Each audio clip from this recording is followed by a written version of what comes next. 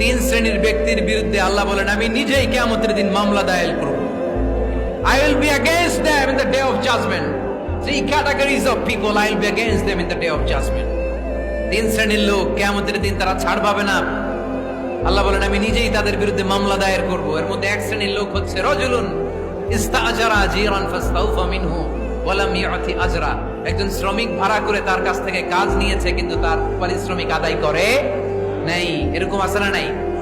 দাপট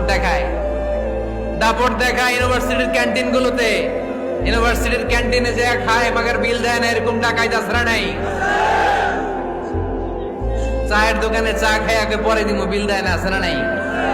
দোকানে যে পণ্য কিনে বিল দেয় না, পরে দিমু, আছে না নাই? কিয়ামতের দিন আল্লাহ তোর এই মাস্তানি ছুটাবে, চিল্লা এখন ঠিক কিনা? আনা খাসমুহুম, আমি নিজেই তাদের বিরুদ্ধে মামলা দায়ের করব। কথাটা কার?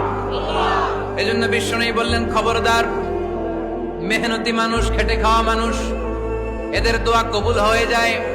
আতুল আজিরা আজরাহু ক্বাবলা আন ইয়াজিফা আরাকুহু। খবরদার, বিশ্বনবী বললেন শ্রমিকের ঘাম শুকিয়ে যাওয়ার আগে তাদের পারিশ্রমিক মিটিয়ে দাও।